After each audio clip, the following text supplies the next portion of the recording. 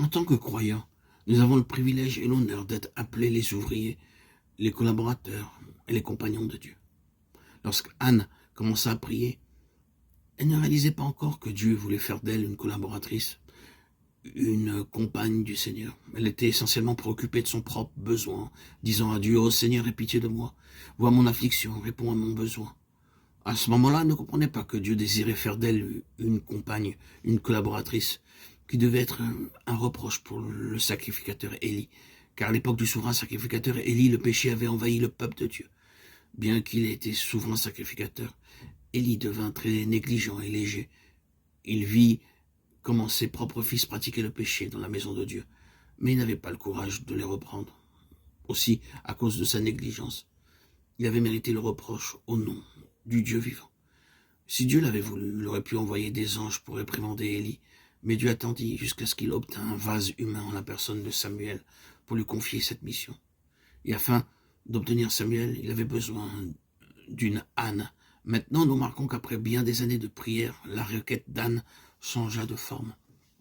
Elle fit un vœu en disant: « Éternel des armées, si tu daignes regarder l'affliction de ta servante, si tu te souviens de moi, et n'oublie point ta servante, et si tu donnes à ta servante un enfant mâle, je le consacrerai à l'Éternel pour tous les jours de sa vie.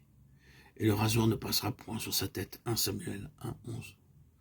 Dieu exauça cette requête, parce que cette prière avait été changée. Après beaucoup d'amertume, de souffrance et d'affliction, Anne découvrit que Dieu avait voulu faire d'elle sa partenaire. À présent, elle dit: « Seigneur, si tu m'accordes un fils, je le consacrerai à l'Éternel pour toute sa vie. » Dieu exauça cette prière-là, et tout comme Anne, Samuel devint lui aussi le compagnon de Dieu. Puis, par Samuel fut introduit le roi David, et par David fut introduit Salomon. Et durant le règne de Salomon, la gloire de Dieu descendit sur la terre. Nous découvrons ainsi quel ministère important fut exercé par Anne.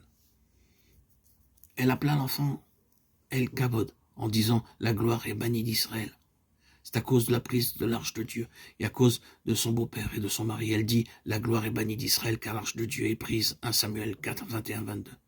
La gloire s'en était allée. Lorsque Salomon eut achevé de prier, le feu descendit du ciel et consuma l'holocauste et les sacrifices, et la gloire de l'Éternel remplit la maison.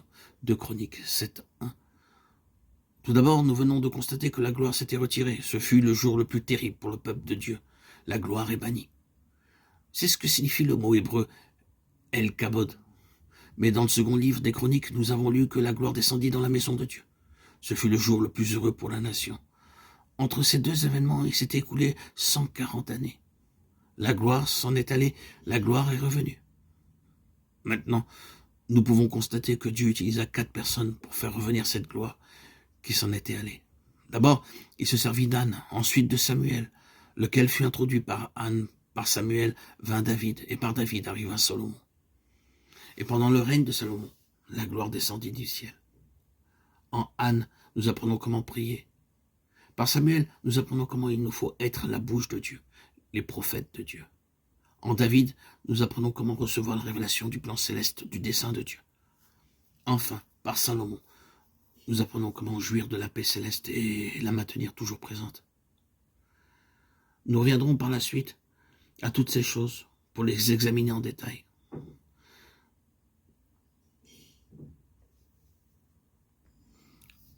J'y consacrerai de nombreux audios pour les semaines à venir.